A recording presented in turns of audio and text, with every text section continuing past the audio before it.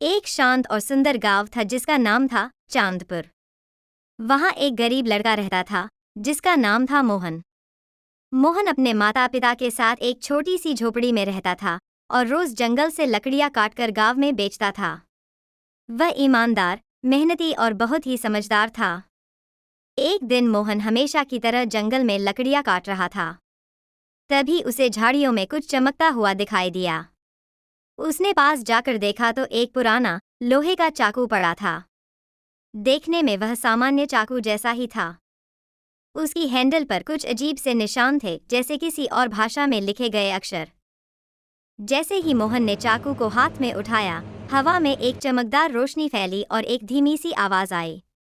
जो इस चाकू को सच्चे दिल से इस्तेमाल करेगा, उसकी हर जरूरत पूरी होगी। लेकिन याद रखो, एक दिन में केवल एक ही बार इस्तेमाल होगा और किसी का नुकसान नहीं होना चाहिए। मोहन चौंक गया। उसने सोचा, शायद यह उसका वह मौका है जो भगवान ने उसकी मदद के लिए भेजा है। उसने चाकू को अपने थैले में रख लिया और घर लौट आया। अगले दिन जब वह फिर से जंगल गया तो सोचने लगा कि क्यों न इस चाकू को आजमा कर देखा जाए। उसने एक पत्थर की छोटी मूर्ति बनाने की कोशिश की। जैसे ही उसने चाकू से पत्थर को छुआ, वह मूर्ति खुद ब खुद बन गई, एकदम सुंदर और चमकदार। मोहन को अपनी आंखों पर विश्वास नहीं हुआ। अब मोहन ने हर दिन उस चाकू से कुछ न कुछ अच्छा और जरूरी काम किया। भानु बहुत लालची और चालाक व्यक्ति था। वह सोचने लगा, इस गरीब लड़के के पास ऐसा क्या है जो उसकी किस्मत बदल गई। एक दिन उसने मोहन के पीछे जासूस भेजा और सारा राज जान लिया। भानु ने एक चाल चली। उसने मोहन को बुलवाया और कहा, मेरी बेटी बहुत बीमार है। अगर तुम उसे बचा सको तो मैं तुम्हें इनाम दूंगा। मोहन ने बिना कुछ सोचे समझे मदद करने का वादा किया।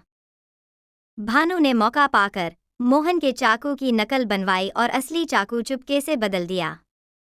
लेकिन जैसे ही उसने उस नकली चाकू से जादू करने की कोशिश की, तभी एक जोर की गड़गड़ाहट हुई और चाकू से आवाज आई।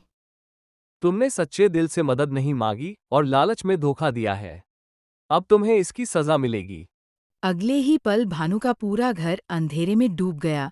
उसके पास जो भी धन था, वह सब मिट्टी बन गया।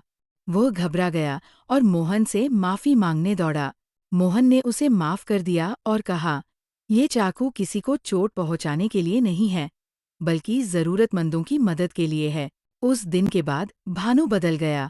उसने गांव में दान देना शुरू किया और गरीबों की मदद करने लगा। मोहन अब भी रोज काम करता था, लेकिन अब वो जादुई चाकू का उपयोग बहुत सोच समझ कर करता।